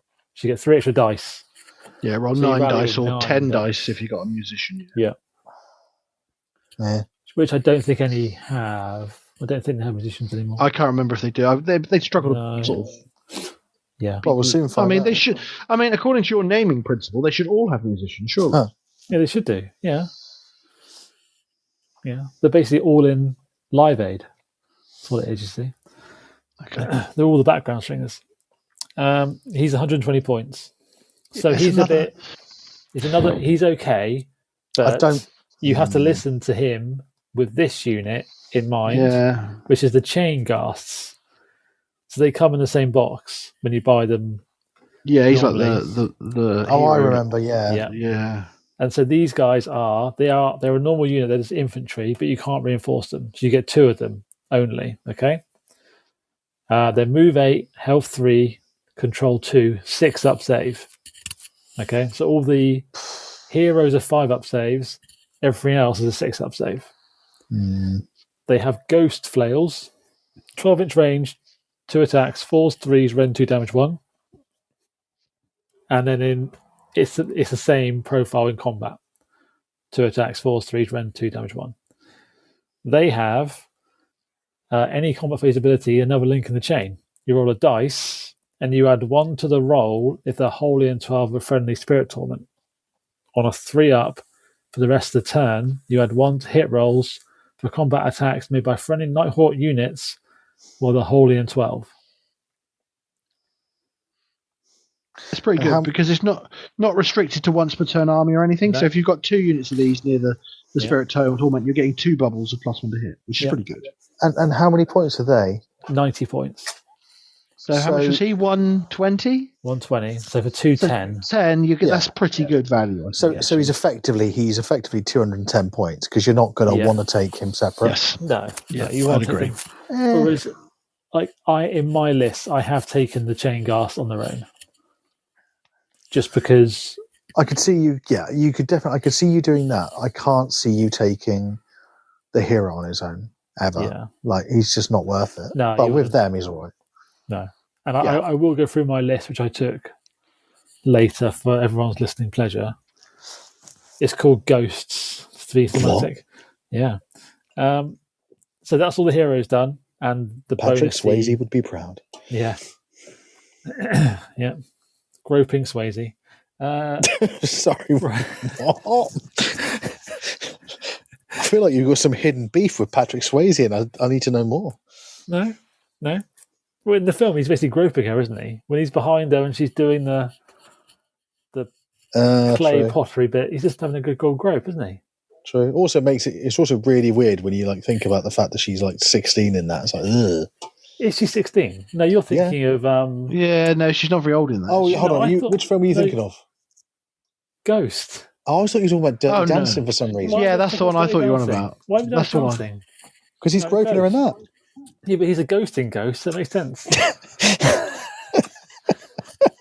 Sorry, spoilers for Ghost if you haven't seen it. I mean, That it's was kind of the clues in the title, really, isn't it? And we still got it wrong, Paul. Yeah. Fine. God. I'm wondering why you guys have watched Dirty Dancing so much, to be honest. Because I had the time of my life. Yeah. Of course you did. We're practicing. It's going to be our little musical interlude. Yeah, great. So let's go through the units. So they've got the Bladegeist Revenants.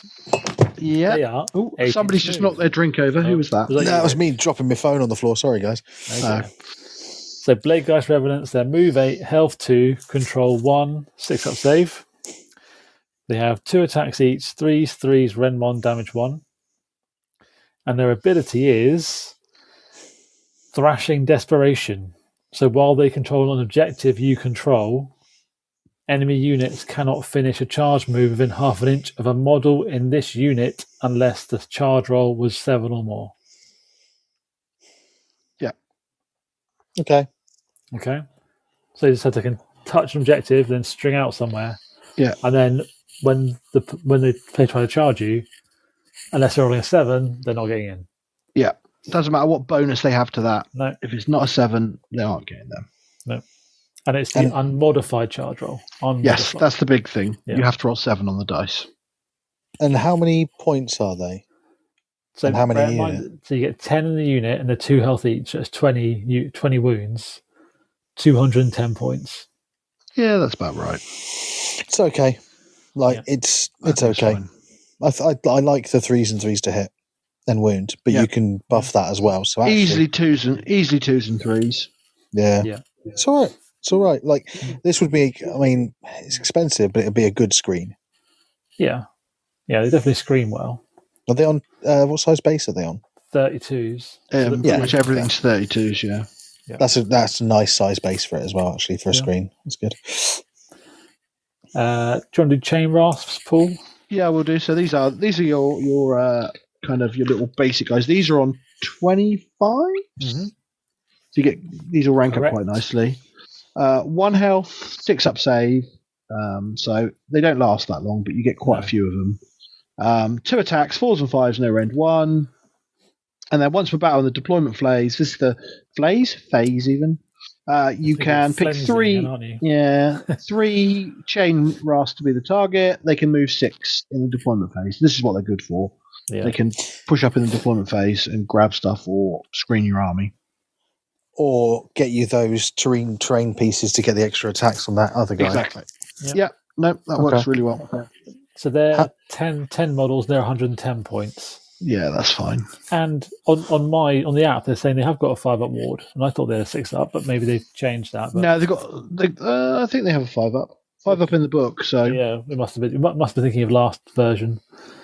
Are they? I think in the last version they had a 6-up save in the last version, wasn't it? Yeah. Save they had, or a 5-up save. They didn't have the worst save, didn't they? Yeah, something rubbish. Yeah. Are they the ones that you used to be able to get like from the magazine super cheap? Yeah. People had like hundreds of the bloody things. Yeah, they got millions of them. Yeah, that's the one. Yeah. So I think people still have millions of them somewhere. I think they're not bad. They're good screening units. I like that movement. Not bad for a screen. Not at all. Yeah, they're a pretty good unit. How many points? 110. So not too bad. The problem you'll find is that once you've added in those heroes you want to have, suddenly getting in points do disappear. Yeah, quite hard. I just think that obviously my frame of reference is clan rats, and they've got the same combat profile as a clan rat, except they have a 5-up ward, and 3 of them units can move in the deployment phase. And they're half as many wounds. I'm not sure if I like them that much for that, to be fair. Yeah. So next we've got Dread Scythe Harridans. So I like these models. They were cool. They were always cool. They're move 8, health 2, control 1, save 6-up. They have side limbs, 3 attacks, 4s, rend 1, damage 1. And their ability is Harrowing Shrieks. Enemy units cannot be healed or have slain models returned to them while they are in combat with this unit. Good versus the big monsters. Good against monsters. Good against clan rats. Not bringing clan rats back. Yeah. The it's not stopping rallying because you can't really rally. Well, You can't in combat anyway, You can't, generally, can you? No. They've got to be, that's got to be, how many models in the unit? 10. So, I reckon about 150? 210. That is crap. That's ridiculous. That is not a good enough ability to warrant 4s and 4 attacks, 1 rend, 1 damage. Nah, sorry, mate. I suppose they're also good against other Nighthaunt. It's still too much to me as well. I agree with Rich. That's. I mean, if you were talking, if they were, I suppose it is 20 wounds, but still. Yeah, I think the benefit they have over other stuff in the book is they have the most attacks. Yes. So when you're attacking a sentence unit, you've got more chance of mortals. Yeah, 31 attacks chance of mortals. Yeah, I still think it's too expensive. Yeah, no.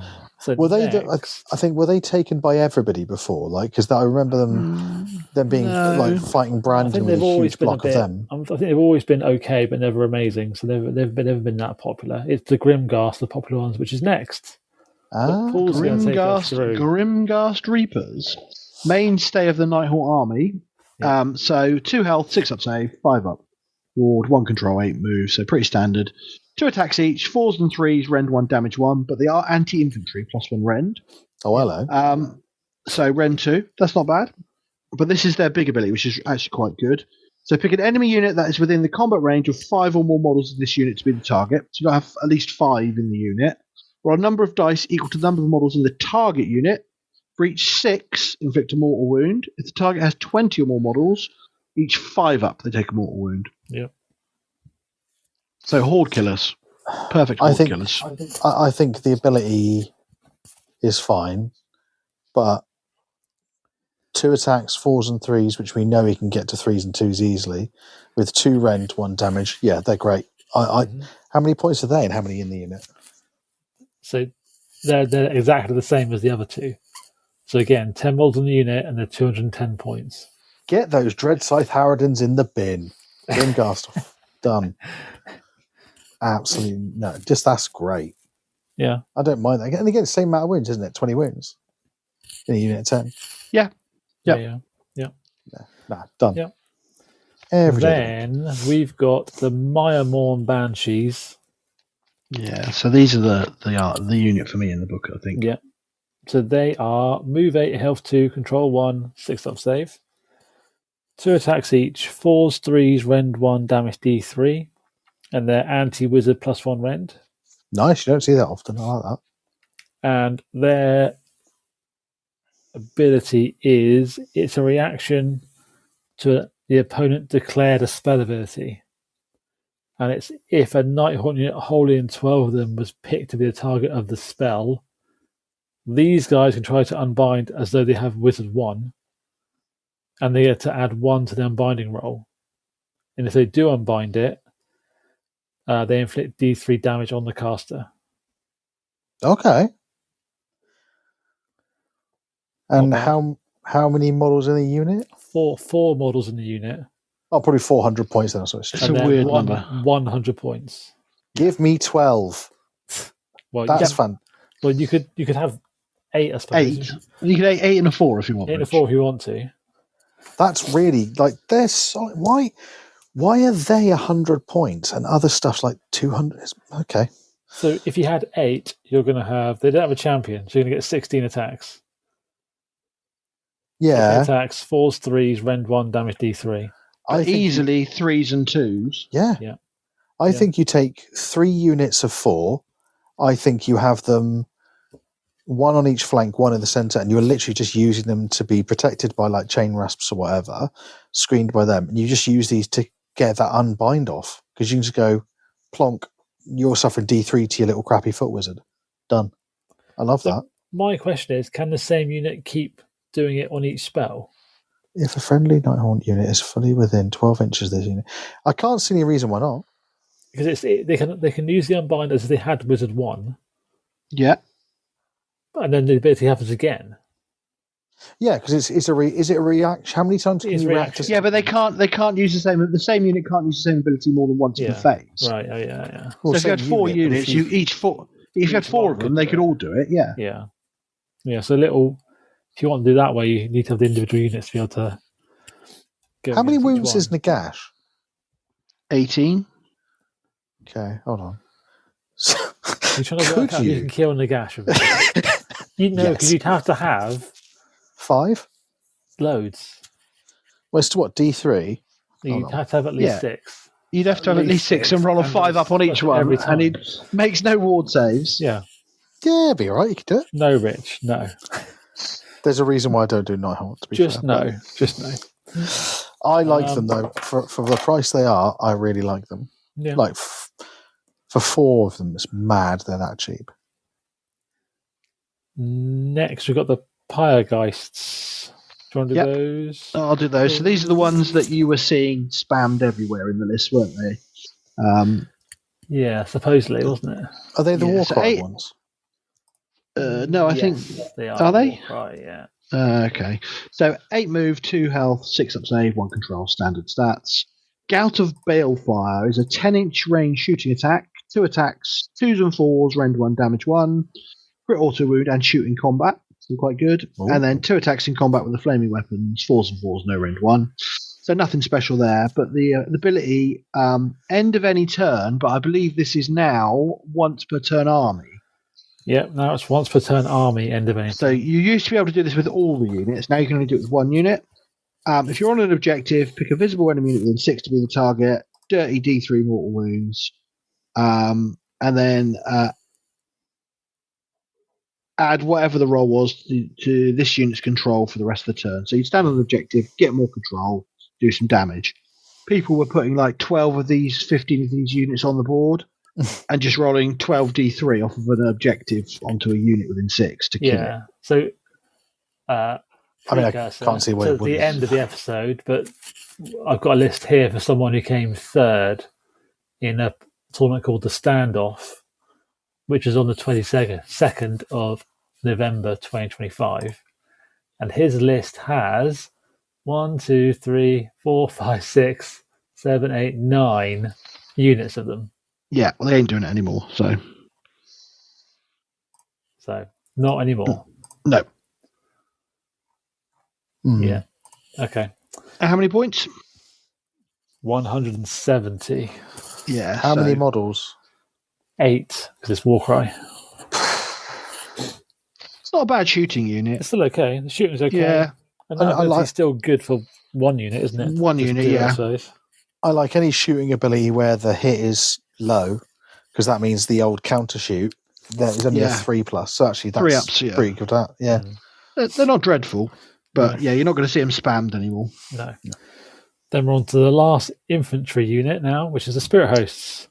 Rich's favourite model to make in the world. They are 8-inch move, 3 health, control 1, 6 up save. They get 6 attacks each, 4s, no rend damage 1. I think it's been the same forever.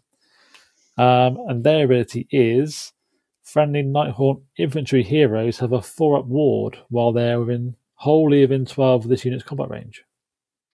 Wholly within this unit's wholly within this unit's combat range. Yeah. So if you're wholly within combat range of the Spirit Hosts, you're getting a 4-up ward for your heroes. If they're infantry. Yeah. So it could work on Alinda. Yeah, works on most of them. Kurdos. Yeah. How many is in the units? It's still 3, like it always used to be. So you get 9 wounds. Yeah. And they cost... You roll a reasonable amount of dice. Yeah. 120 points. Yeah, so pretty cheap. Not a bad... I think because the little heroes buff your army so much, you're probably going to run them just to try and keep them alive a bit longer, aren't you? Yeah. Just to run around and get the extra bit of extra save. Yeah. But again, you're spending another bunch of points just on something to help your heroes. Yeah. Yeah. Yeah. So now we're on to the cavalry. So do you want to do the hex race for us, Paul, and I'll do the harrows? Yep, we'll do, if I can find the hex rates. Yeah, got them. So hex race, 12-inch move, so pretty speedy for Cav. 3 health and a 6-up save and a 5-up ward. The Spectral Scythe is charge plus 1 damage, so 2 attacks, 4s and 4s, rend 1 damage for the charge. And then again, standard horse attacks, 2 of those. Yep. And their special thing is, if this unit charges phase, an enemy unit within 1, roll a d3 on a 2-up, that many more. So dirty d3. Yep. But that's not once per turn army or anything. So if you charged in with several units, you could do several lots of those. I expect they'll be the thing people will go to next. Yeah, probably. Because they have there's no limitation on it. So you can just have 10 units all charging in, trying to do loads of mortals. And that's the tactics, basically. What's the cost of these boys? 160. For how many? Not too bad. 5 models. They're pretty cheap. 15 wounds, yeah. That's good point for wound. Yeah, it's all right. Yeah. Definitely the worst models in the army now. Yeah, they're really old, aren't they, compared to the other stuff?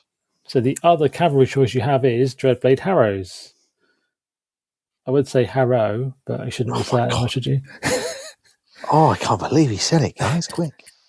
Well, it's been a great run, guys. We've had a good time with the podcasts. I'm going mad. Is that not a school in England? Yes, that's what he was talking about.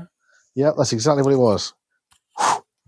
Paul saved us, Matt. It is a school in England, yeah. Yeah, it's in London, I think, isn't it? Actually... Well, I think Harrow is in London, isn't it? There's also a Harrow House in Swanage, I think, which is like an international school. Oh, yeah? That's not like Leeson House, is it? Not dissimilar, I don't think, to be fair. It's not like Animal House.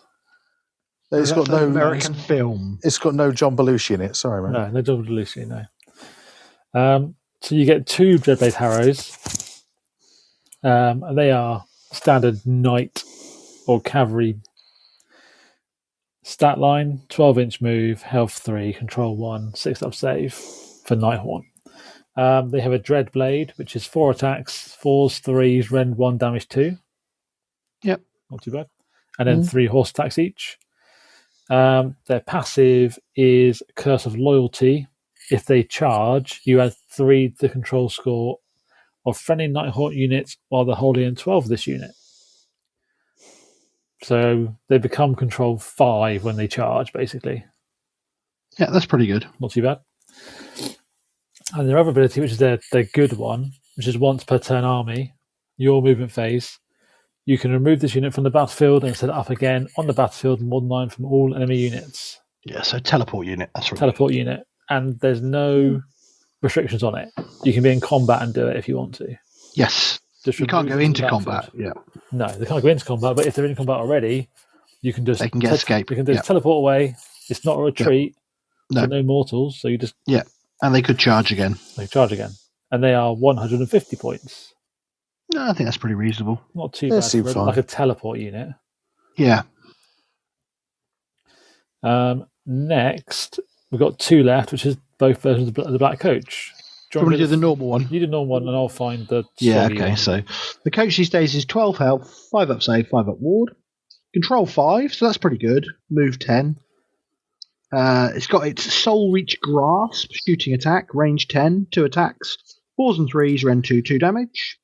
Then they've kind of combined the profile, because it used to be like 15 different attack types you used to have, but now it's only 2, thankfully. So the Wraith Spectral weapons, which are anti-infantry +1 rend, 5 attacks, 3s and 3s, rend 1, 2 damage. So rend 2 versus infantry, that's not bad. And then the Relic Bearers, Claws, and Ethereal Hooves, 14 attacks, 4s and 4s, no rend 1. So it's got a charge phase impact hit thing. If it's charged, pick an enemy unit within 1 and a dirty D3 mortal wounds. And then a once per turn army in your movement phase. If it's not in combat, it can teleport anywhere on the battlefield not within 9. So again, another teleport. This is once per turn army, so 2 black coaches, you can't do it with both. Yep. And then end of turn, declare if it has any damage point allocated to an enemy unit by the combat attacks, and that enemy unit was destroyed this turn, pick a friendly, non-unique Nighthaunt hero that was destroyed, and you can bring them back. So allocate some damage to an enemy unit. As long as it's killed, you can bring a hero back to life. And those heroes are quite important as buff pieces. Yeah. That's a reasonable ability. It's good. So that's the one I'd think about with that Executioner. You chuck him in, he does choppy chop, dies, and you just bring him back. Yeah, you won't get the artifact or anything back on him, but no. But you can still get the benefit of like the sentence thing if you use the other hero. Yeah, and stuff. Exactly. Yeah, no, trust him. So and that one is 230 points. Not too bad. 230 for, potentially 4 up save and ignoring rend. Not too bad. So the Skirtagaran version is 310 points. So the stats are the same for the move. 10-inch move.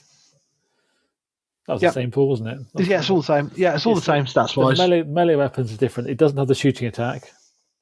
No. It has the Black Coach's Iron Shod wheels, apparently. And this is 8 attacks. 4s, 3s, rend 2, damage 2. Okay, so it's way more hitty. Mm-hmm. And then the Waif has its own attacks as well, which is 5 attacks, 3s, rend 2, damage 2, with charge plus 1 damage. So damage 3 on the charge. At rend 2. Not bad. It has a once per turn army any hero phase ability called One Stop No Return. You pick an objective you do not control to be the target. For the rest of the turn, while enemy units are contesting the target objective, they cannot score critical hits while this unit is also contesting it. So it turns off those crit abilities. Yeah, turns off crits, as long as the coach is on there, or is fighting them. Basically, I suppose is the best way to do it. And it also has another 2 more abilities to go. Once per turn army any hero phase, you can pick one of the abilities the rest of the turn. There's Noble Blade, which means that this unit's melee weapons are all crit mortal instead of crit auto wound. Okay. Which is good. The next one, you can pick a friendly Nighthaunt unit wholly in 12. Whenever that unit rallies, they get an additional 3 rally points. Okay. So you could get effectively an extra 6 rally points on somebody if you have the other unit. Yeah. Not bad. And the other one is really. Tome of the Undead Law. Tome of the Undead Law. This unit has a wizard 1. So it becomes a wizard. Yep. Okay. Which isn't bad. And then its last ability is your charge phase. For the rest of the phase, you add 1 to the number of dice rolled when making charge rolls to a maximum of 3. Yep. So you roll 3 dice on your charges. Fair. So you're guaranteed to get in pretty much. Yeah, you're gonna make a lot of charges. You can't teleport it because it's. Can it go with Allrock, the Drowner? Out of interest. No, but I mean you can do the normal teleport on it. You could do the normal one. The faction one. Yes. I think his one's infantry. Infantry. Yeah. Okay, that makes sense. I know it is no. It's just non-hero Nighthaunt, so you can. With him as well. you could Allrock it as well if you really wanted to. Yeah, that's pretty good. Yeah, seems I'd fun. probably just use the. How many points were they? The differences? 310. That one is. Okay. That seems fine for 310. To be fair, it's doing enough damage and other stuff. For what it does, the points is worthwhile. So you're basically paying an extra 80 points. Yeah, it's much more hitty though. There's a lot. And you're getting a wizard as well, which is the other key thing, which the other one isn't it? Yeah. No. So actually getting that spell ability as well is just going to make it just 10 times better. The thing with it is though, when you use the ability is the important thing. What are you doing, Rich? What are you doing, Rich? I can hear it all in the background. What are you doing? I was covering my mic because I was blowing out a candle and I didn't want to hear people hear me going. I mean, they've heard it now. They have said, "Excuse me, I'm just going to blow out a candle." Sorry, guys, I'm making weird noises for 2 minutes. Yeah. So let me take you through my list. It's not amazing, but I've tried it before. I think a while ago. So I've got 3 regiments. The first is got Reikenor as a general. Mm-hmm. Yeah, and he's got 10 blade geist with him, a unit of chain gas, and the Scriptor Mortis. Then next regiment is the Cruel Gas Cruciator with the ruler of special hosts, so he's bringing stuff back, and a reinforced unit of Grimghasts. Yep. And then I've got the regiment. The last regiment is Soggy Kurdos with Dreadblade Harrows, the Lord Vitrolic, and then the Soggy Black Coach. And that's 2,000 dead on. That's not bad. Yeah, that seems like a reasonable nice mix. good list. It's a lot of characters, though, is the thing. Yes. Probably too many characters. But at the same time, if you lose a character, you haven't got enough points to put in another good unit, really, is the only thing. No. Because it's so expensive. 100%. Like, just looking at what you said there, and even from when just you guys were describing it to me, it's very much like a case of the army feels like it's got a high skill floor. Like, you could probably do a good list, but you're going to have to practice with it, and you have to know what you're doing with it, rather than just going, I'm going to spam loads of the same unit and suddenly win. Well, unless it's biased, of course. But it's a good list, though. It sounds interesting. Like, I just think it'd be hard knowing what to do when, and remembering the circles within circles and the buffs within buffs. Yeah, I definitely it's amazing, but I think it's definitely the army has potential. I think anti-Helsmiths a bit as well. Yeah, a little bit. Really relying on that rend, and it just means you just turn it off, basically. Yeah. Yeah. I think the army playstyles changed completely from the last iteration. It's not the just charge everything in now. It's you're a defensive army. You've got to work out your control options, work out where you want your units. It's a much different way to play the army. So here's a question then. You guys obviously had more experience with Nighthaunt than I have. Do you prefer the way they do it now, where the save is higher, but you can do positive changes to it? Or did you prefer the older theory where it's basically like a 4-up, but you can't amend it? So I hated old Nighthaunt. It was the one army I just never wanted to play against. It just annoyed me so much. Because no matter how well you played, how great your tactics were, how good you'd position your models, they just rolled 4-ups. There's nothing you can do. Yeah. And now, I think they're probably more tankier than they used to be, but less spikes on that ability in general. So, like, I think having 2 wound models instead of 1, but only a 5-up on most of them, because you can go all out defense. So that one, you want to be defensive, you can go 5-up, means you'll still stop a reasonable amount of damage, but you're not going to like have that ridiculous spike where I go in with my 5 damage monster, do 5 hits, 5 wounds, and just roll 5 4-ups. Yeah. Fair. It's just not going to happen anymore. And that they just used to annoy me. So I used to hate playing Nighthaunt. It's like, I've got to play them again. I mean, I never really enjoyed the rolling your charge was what ability you got and how it stacked. It became a bit confusing for me, or didn't always feel that fair with it. I think I prefer... There's still a bit of that in there because you've still got... You want to do your spell and then get multiple units charging to get the -1 save, but it's not like your -1 to wound, your -1 save. I -1 save again because I rolled it again. I quite like that. It's just one lot of it almost. But yeah, I prefer it.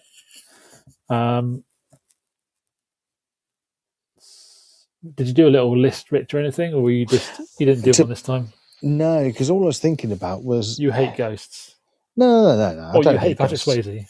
I do hate Patrick Swayze. Although, to be fair, he was banging in Donnie Darko, really good in that. Who is he banging? If you've seen Donnie Darko, I'm not going to answer that question. But I think they're fine. But the thing that kind of just made me realise is that if I was going to do Nighthaunt, I don't really care about doing anything other than the heroes. Yeah. Like everything that the heroes are great, and I'd be like, great, I'd want to do this, this, and this, but I don't really. The rest of it is a bit. Do it for you. Not really, no. The heroes are exciting, but the units haven't got enough flavour for you. Yeah, exactly that. I mean, do I take something that's overcosted, and is all right, or do I take a hero that's actually going to be quite useful? But the risk then is I haven't got all the other pluses for it. So it's like, I think it's a great army if you like to play defensive, and you've got like placed like. Do you know what it is? It's a Brandon army. Right. That's how I see it, because it's that there's combos going on. You need to know what you're doing. The movement on everything is great. 8 inches is solid. Yeah, and remember Nagash, if you take him +3 to all the movement on those guys, Exactly that. Yeah. So like the movement wise, you're going to get where you want to get and do what you want to do, and you're probably going to be able to like beat a lot of armies just through attrition. Like the ones obviously I've known about the corner, for example. If I'm corner and I'm going against them, all of a sudden I'm having a really hard time because I just can't do enough damage. Yeah. I like them. I think it's interesting. If you like that playstyle, I think they're great. But I couldn't work out in my head any sort of list that I really wanted to do. I think a lot of old Nighthaunt players will probably not play them as much now because they're not the style they're used to. Yeah. Yeah. No, that does make sense. So in stat-wise and tournaments, looking at this Goonham website again, they're not doing too bad, really. I've seen them a few times. 13th of December 25, they won that one. They were first. And that was without the spam of Pyre Guys. Pyre Guys, just a normal list. Pretty much. There's a couple of them in there, but not loads. They came 4th at the Lee's Pig Major 2025, end of November. They came 2nd at Fantasia Fantastic, which was the 22nd of November. So 3rd at Dice Tower GT. They're doing all right. They're in the mix. Yeah, in the mix. So, which is pretty good, and that's probably where they want to be, really. Yeah, I think there's nothing wrong. I just think the points are a bit weird on a couple of the infantry units. Yeah, I think they're all a little bit too high. I think. Yeah, a bit too high in places. Needs to get a bit lower. Yeah, but yeah, still a good army. No, I think it's a super solid army. I think they've got great model range. They look really nice.